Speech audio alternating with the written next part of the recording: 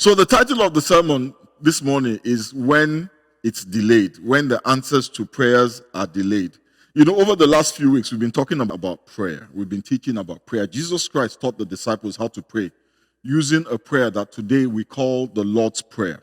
The first line of that prayer is, Our Father which art in heaven. When we approach God, we approach him as a father, right? Jesus Christ wanted us to approach God as a father. It is true that God is our master and God is our Lord. But when we approach him in the place of prayer, we don't approach him as master or as Lord. We approach him as father. And the reason why is because the relationship between a master and a servant is defined by the completion, by the assignment and the completion of tasks. But the relationship between a father and a son is defined not by tasks, not by works, not by deeds, but by love. Amen? Our relationship with God is not based on what we do and what we don't do. It is based on love. The Bible says that Jesus Christ, that God commended his love for us, in that while we were still sinners, Christ died for us. When we are confident of the love of God, we can approach the throne of grace with boldness. Last week, we talked about earnest prayer. The Bible says in James chapter 5 and verse 16, the earnest, heartfelt, continued prayer of a righteous man makes tremendous power available, dynamic in its working. The Bible says Elijah was a man just like you and I, but he prayed earnestly that it would not rain in Israel. And for 3.5 years, because of one man's prayer, one man just like you and I, because of one man's prayer, the Bible says not a single drop of rain fell from the sky for 3.5 years. The only qualification you need is that you are righteous. But the righteousness that our Father requires when we come to him in prayer is the righteousness that he gives to us by faith in the finished work of our Lord and Savior, Jesus Christ. Not the righteousness of the law or the righteousness of works, but the righteousness that comes by faith. Because the Bible says, listen to this, all of our righteousness is like a filthy rag before the Lord. So when you come to the Lord in the place of prayer, talking about what you did and how you did this and how you did that, you're literally waving a filthy rag before his face. The only thing the Lord wants to see when you come to him in prayer is your faith in the finished work of Jesus Christ on the cross. And prayer is most earnest, most heartfelt, when it is a declaration of God's word by faith. Declare the word of God over your life by faith. When you are sick, declare his word over your body. Declare that by his stripes you are healed. Declare the word of God over your finances. He was poor, he was made poor that you may be rich. Declare the word of God over your marriage. In Jesus Christ said in Mark chapter 11 verse 23, says, truly I tell you, if anyone says to this mountain, go throw yourself into the sea, and does not doubt in their heart, but believes that what they say will happen, it will be done for them. If you believe that you are healed, you will see a manifestation of your healing. Amen? This week, we're going to continue the sermon series. Whenever we talk about prayer, one of the things that we struggle with a lot is, why has God not answered our prayer? Why is there no manifestation of an answer? Why is there a delay? This morning, I want to talk about what's going on when there seems to be a delay. So turn your Bibles with me to the story of Lazarus.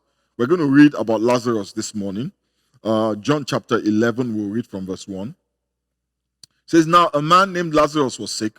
He was from Bethany in the village of Mary and her sister Martha.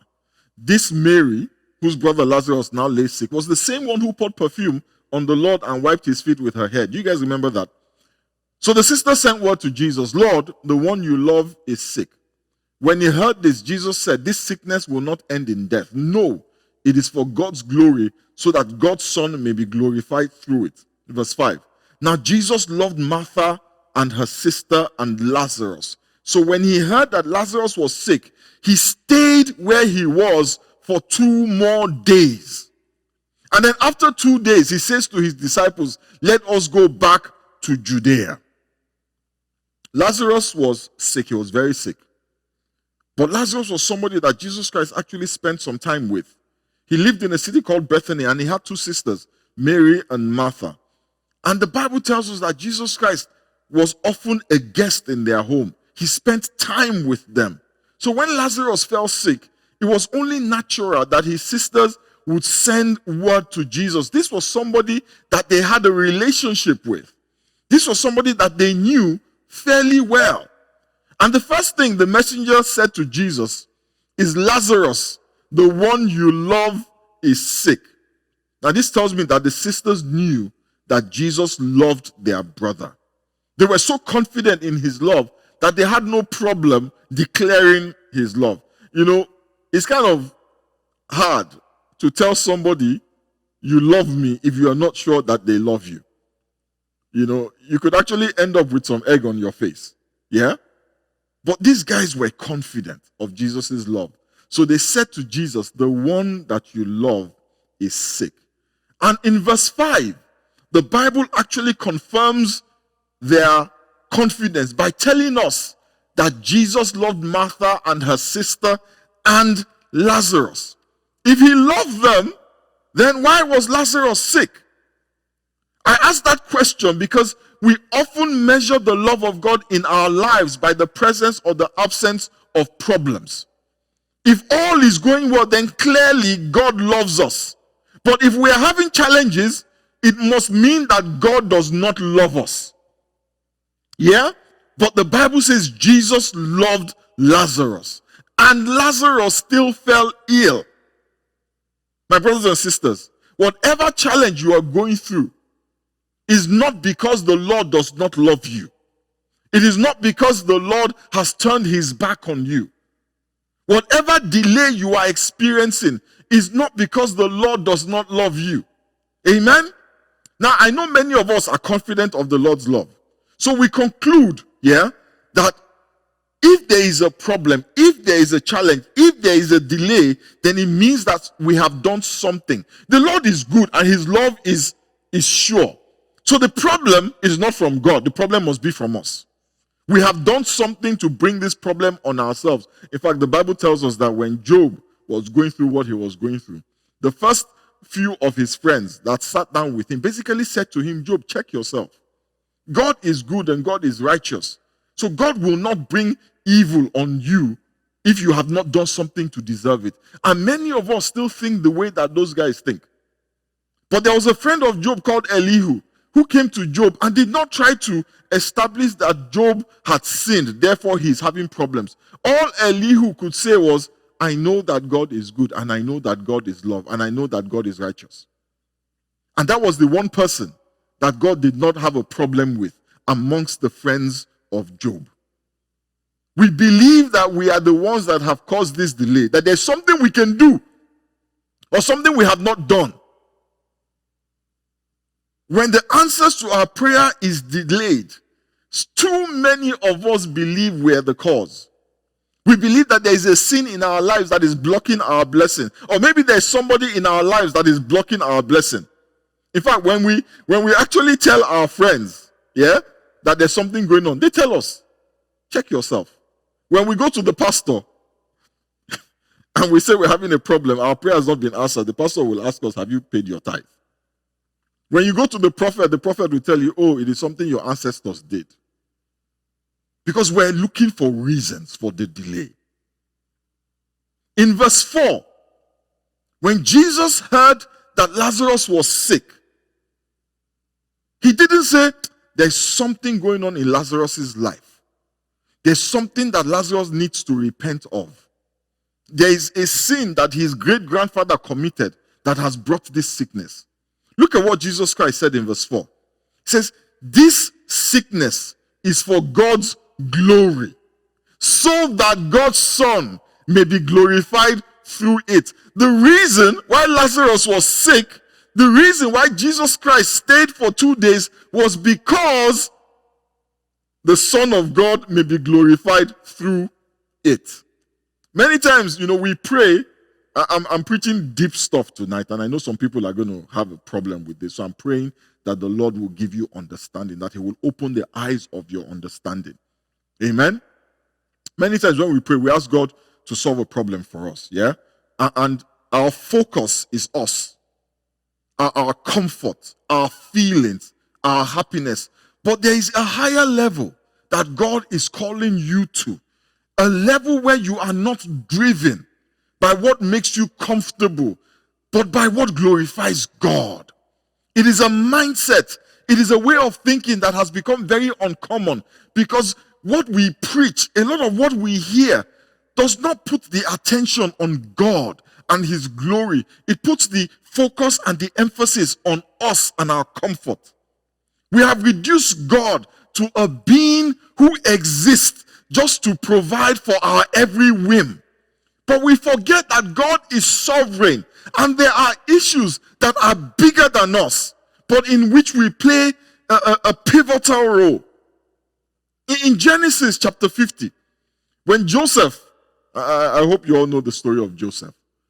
When Joseph revealed himself to his brothers, these were the brothers who, out of jealousy, threw him in a pit, then sold him into slavery, and then he ended up falsely accused and was then thrown into prison. Look at what he said to his brothers in Genesis 50, verse 20. I'm reading from the Berean Study Bible. It says, "As for you, what you intended against me for evil, God intended for good, in order to accomplish a day like this, to preserve the lives of many people." When we heard this, the way most people who have not read the Bible read this is that what you intended for evil, God turned it around for good. That is how we usually say it. What you meant to do me harm, God turned it around for my promotion. But that is not what the Bible says. The Bible says what you intended for evil, God intended it for good. So the same action, they were carrying out that action to do evil. But God allowed the action because He wanted to not just promote Joseph, but to save the lives of many. Joseph recognized that the pit, the slavery, the prison, all the seasons of intense discomfort were intended by God to bring him to the throne.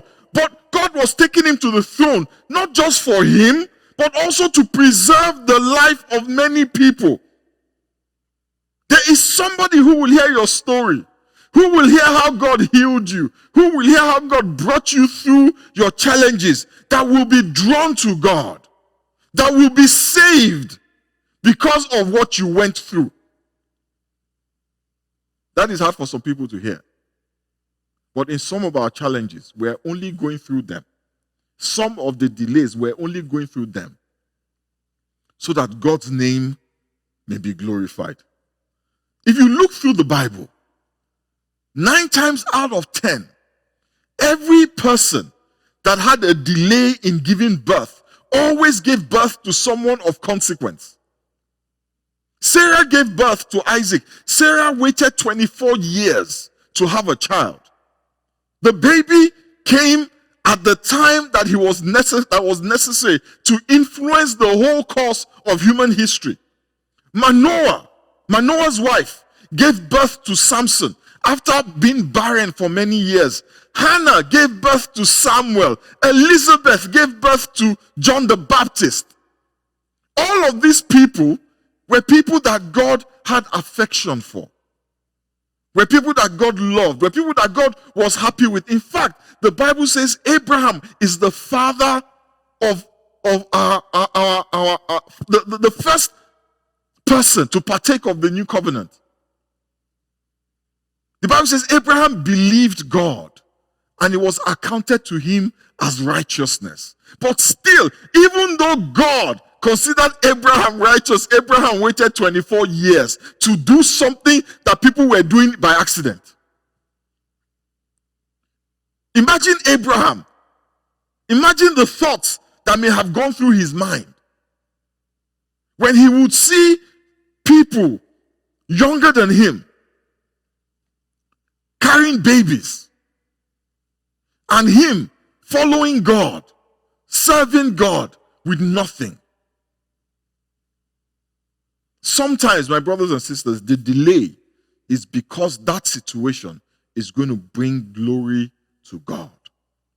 Now let's go back to verse 5 and 6 of John chapter 11, and I want us to read it together. 1, 2, 3, go. Now Jesus loved Martha and her sister and Lazarus. When he heard that Lazarus was sick, he stayed where he was 2 more days. He loved them. He loved them. The whole family, he loved them. Lazarus wasn't sick because Lazarus had a sin. He wasn't sick because Mary had a sin. He wasn't sick because Martha had a sin. The Bible says he loved them. Look at what the Bible then says. It says, no, the next verse. Go back. Yes, it's there. Yeah. Bible says he loved them. Yeah? So when he heard that Lazarus was sick, he stayed where he was for 2 days. He loved them, so he stayed. He loved them. That's what the Bible says. He loved them. So. The so there means because. Because he loved them, he stayed where he was for 2 days. That means that his delay was because of his love. Are you hearing me? We think that the delay is because he does not love us, but actually the delay sometimes is because of his love. First of all, it is because of his glory. Then it is because of his love. The reason why he stayed away for 2 days and allowed Lazarus to die was because he loved them. It wasn't because of their sin. It wasn't a curse. It wasn't the sin of their ancestors. It was because he loved them. My brother, my sister, God loves you. That is why you are experiencing a delay. God loves you. God chose Lazarus to be the vessel of his glory because he loved Lazarus. We have to stop allowing the devil to fill our hearts with condemnation. Because when we are condemned, when we start to look at the delay as a consequence of our sin, guess what? After a while, after seasons and cycles of repentance and repentance and repentance and repentance, but no manifestation, guess what happens? We lose hope. We lose hope. Because if the problem is because of your sin and you have repented and now you are trying to do better, but the problem is still not solved, the prayer is still not answered, we lose hope. We lose hope. And hope is a critical element of faith. Because hope is the patient expectation that what we believe will happen. The Bible says the devil comes to steal, to kill, and to destroy. You know, I have always known that the devil attacks our faith. But I'm beginning to realize he attacks our faith by attacking our hope. We believe in God, and he can't shake that. Some of us have had tangible experiences with God that the devil can never take away or undermine. But if he can convince us that we are a problem, that it is our sin, yeah? It is the sin of some ancestor that you don't even know. If he can convince you that the fault lies in your hands, guess what happens? After a while, if the circumstance does not change, you will lose hope. And if you lose hope, he has won. So he doesn't attack God. He doesn't come to you and say to you, this God, he's so wicked. No, he doesn't do that. He says to you, you are such a terrible person. Look at what you did 25 years ago. Even though you repented of that same thing 25 times, he will keep reminding you of it to keep you in the place of condemnation. If you stay there long enough, you will lose hope. If the devil can convince you that you are not worthy, that you are too filthy to receive from God, it makes you very vulnerable to his manipulations.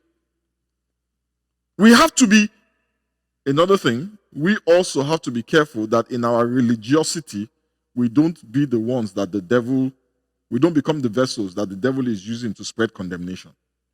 So when somebody comes to tell you, I'm having a challenge, your go-to should not be, have you paid your tithe? Your go-to should not be, what are you doing? There must be something you are doing. Don't let that be your go-to response.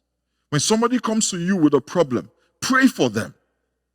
Pray that the Lord will hasten his word to perform it. Don't assume that it's because they have some sin that you don't know about. When you see a brother or a sister going through a challenge, pray for them. Declare the word of God over their lives. Amen? Turn with me to John 11, back to John 11, verse 14. So then, this is Jesus. He told them plainly, Lazarus is dead.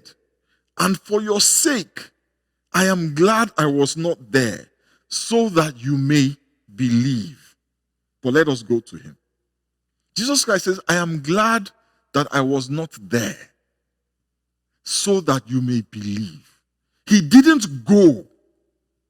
He didn't rush to Bethany so that they may believe. Sometimes the delay is because God wants to build your faith.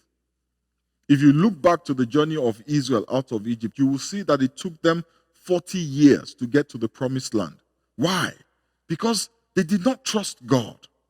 And all the adults who left Egypt, who expressed unbelief, died in the wilderness. The only adults that entered the promised land from the original Exodus, only 2 people, Caleb and Joshua. 2 out of hundreds of thousands. You could almost call them the mustard seed.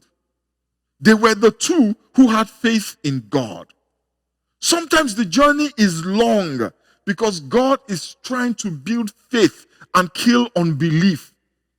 He loves you too much to let you proceed through life without faith. There is somewhere he is taking you where your faith is critical to success. Without faith, you cannot enter the promised land. Even Moses, who had done such mighty works for God, did not enter the promised land because of unbelief. So for God, faith, hallelujah. Listen, faith is more important than works. That is why when Mary sat down at Jesus' feet and Martha was running around doing stuff for Jesus, what did God say? He said, Mary has chosen the best part, and the part that she has chosen cannot be taken away from her. The last reason I want to talk about why we have delays is in John 11 from verses 23 to 25. Jesus said to her, your brother will rise again. And Martha answered, I know he will rise again in the resurrection at the last day. Jesus said to her, I am the resurrection and the life. The one who believes in me will live, even though they die. And whoever lives by believing in me will never die. Do you believe this? Jesus said to this woman something he had never said to anybody. He revealed himself to them in a new way. He said to Martha, I am the resurrection and the life. The one who believes in me will live even though they die. God gave Martha a revelation.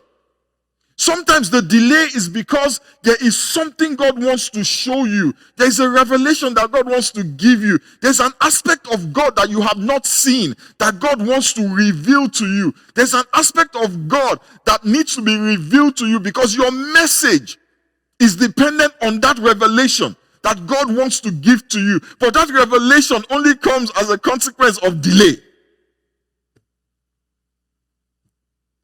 The delay is critical to your acceptance of that revelation. If Lazarus had not died, Martha would never have understood what Jesus meant when he said, I am the resurrection and the life. Sometimes our experiences produce a revelation that is vital to your walk with God. There is a revelation at the end of this tunnel waiting for you. There's a revelation that God wants to give you. He will reveal something new about himself to you through the challenges you are facing. You know, I know this from personal experience. You know, there's a challenge that I was dealing with for a long time. And I struggled through it because, you know, my revelation of God was so limited. But as the challenge continued, I was forced to re-examine what I knew about God and what I knew about the way that God operates. Because of that challenge, listen, I have a fresh revelation of God. There are things about God that I have seen that I know I would never have seen if I did not go through what I went through. As we close, my time is fast spent. I want us to close with Hebrews chapter 6, verses 10 to 12. You know, if you look at all the reasons that I have given you, all the reasons that I have listed, you will see a common thread through all of them. The love of God. Everything that God does is predicated on his love, is driven by his love. Let's look at Hebrews 6, verse 10. It says, God is not unjust. He will not forget your work and the love you have shown him as you have helped his people and continue to help them. We want each of you to show this same diligence to the very end so that what you hope for may be fully realized. We do not want you to become lazy, but to imitate those who through faith and patience inherit what has been promised. Faith, patience. You know, Paul wrote this letter because he realized that people, when they are not aware of the way God works, can sometimes get discouraged by the delay. And when they get discouraged, they lose hope. And when they lose hope, the things that they did, the things that they do, they stop doing it. They stop. They stop serving God. They stop caring about the things of God because the devil has planted the thought that God doesn't care about them. So they feel the need to sort themselves out.